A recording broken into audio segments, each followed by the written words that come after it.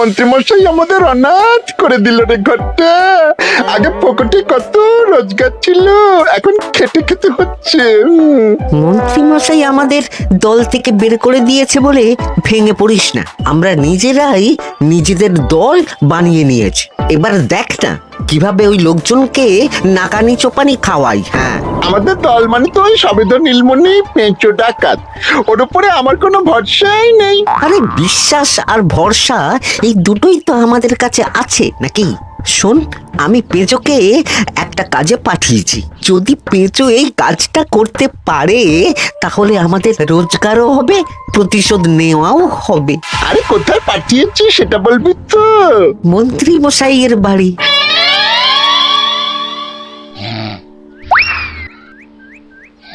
এই তো সুযোগ, একদম পরিষ্কার হাতটা দেখা যাচ্ছে। এবার আমার শিল্পী হাতের কাজটা দেখাই।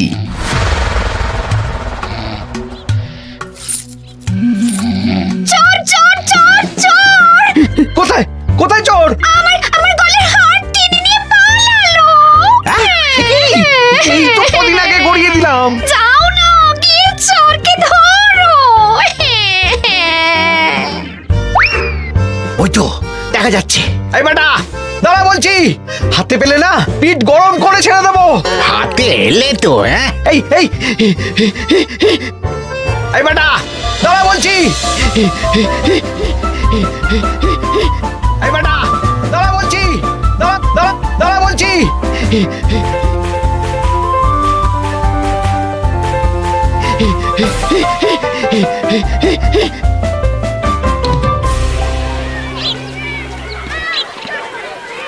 দুপুরে একটু খেয়ে ঘুমোবো, তার জন্যই। দাদু খেলতে চলো, খেলতে চলো। কি দাদু, প্রস্তুত তো? হ্যাঁ হ্যাঁ, প্রস্তুত প্রস্তুত।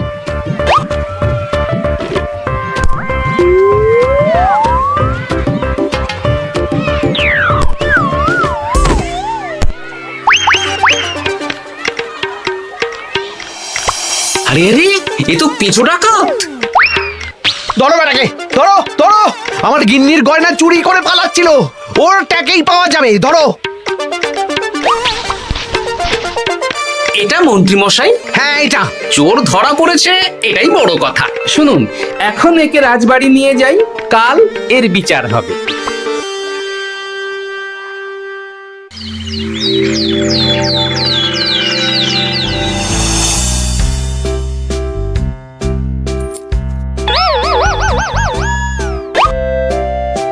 এতদিন গোপাল বুদ্ধি দিয়ে বাজিমাত করত, এবারে তো সাহসিকতার মাধ্যমে ভয়কে জয় করে পেঁচো ডাকাতকে ধরেছে।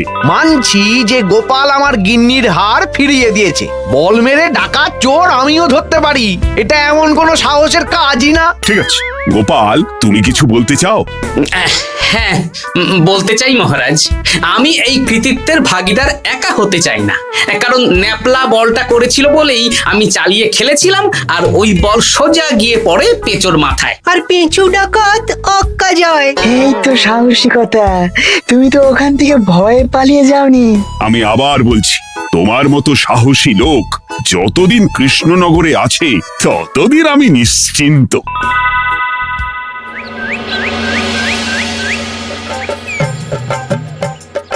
বলি সারাদিন আমি সংসার ঠেলছি আর আরেকজন খাচ্ছে দাচ্ছে ঘুরে বেড়াচ্ছে। গিন্নি, তুমি কি আমার কথা বলছো? আমি আর কার কথা বলতে পারি শুনি? না, আমি ছাড়া তোমার আর কেউ নেই, তুমি ছাড়া আমারও আর কেউ নেই। এই নাও সখী, শুধু তোমার জন্য। কি সুন্দর ফুলের তোড়া, এটা আমার জন্য এনেছো? হ্যাঁ গো, তুমি কি আমার উপর রাগ করে আছো গিন্নি? তাহলে বলো, অন্য কাউকে দেব?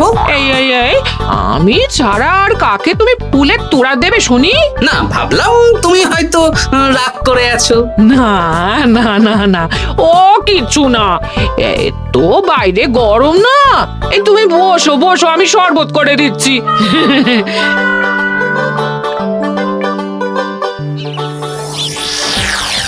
পুরো পরিকল্পনাটাই গোপাল চৌপাট করে দিল। এবার তাহলে কি করবি? ভাবতে হবে ভাবতে হবে। পেঁচো ধরা পড়েছে বলে তো আর আমরা হাত পা গুটিয়ে বসে থাকতে পারি না। না, ঠিক বলেছিস, অন্য কিছু একটা করতে হবে। গোপাল গোপাল গোপাল, এই গোপাল আমার কপালটা পুড়িয়ে দিল। সবার সামনে মহারাজ গোপালকে পুরস্কার দিচ্ছে। উফ, তোমার মনে এখনো অস্বস্তিটা কিসের? সমস্যাটা কোথায়? আমিও তো এরকমই একটা সুযোগ খুঁজছিলাম, যেখানে গোপালের মতন একটা সাহসিকতার কাজ করব, আর মহারাজ আমার প্রশংসায় পঞ্চমুখ হয়ে উপহার দেবেন, আর সবাই হাততালি দেবে। তো মহারাজকে গিয়ে বলো, গোপাল সামান্য একটা বল মেরে সাহসিকতার সম্মান পেয়ে গেল, তাই তুমিও একটা কিছু করে দেখাতে চাও। ঠিক বলেছো, আমাকেও এরকম কিছু একটা করে দেখাতে হবে। হাত গুটিয়ে বসে থাকতে পারবো না। হ্যাঁ হ্যাঁ, এমনিতেই ইদানিং তুমি 4 হাত থেকে 2 হাত হয়েছো। কি বলতে চাইছো কি তুমি? আসলে এতদিন তোমার আরো 2টো হাত বটা আর ঘটা তোমার সাথে তালে তাল মিলিয়ে কাজ করতো, এখন তো ওরাও নেই। নেই না, ওই আপদ দুটোকে বিদেয় করে দিয়েছি। হ্যাঁ, দিন দিন লোভ বাড়ছিল, জীব লম্বা হয়ে যাচ্ছিল। বেশ, তাহলে কালকে মহারাজকে বললো তোমার মনের কথা। কালকেই বলবো।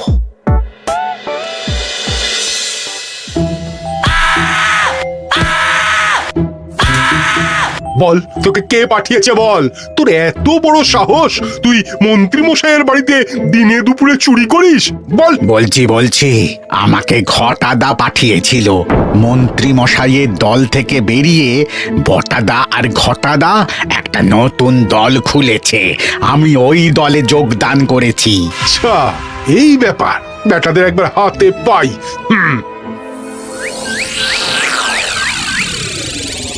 বটা বটা আমাদের খুব সাবধানে থাকতে হবে কিন্তু। কেন রে, কি হলো?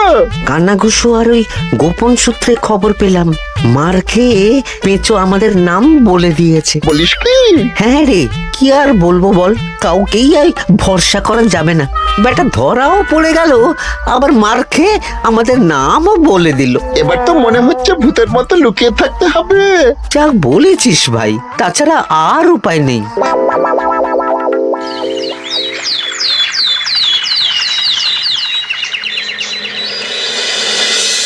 মহারাজ, আজ আমি সুবিচার চাই মহারাজ। কেন মন্ত্রী মশাই, আপনার উপরে আবার অবিচার কখন হলো? হ্যাঁ মন্ত্রী, তুমি কি সুবিচার চাইছো বলো?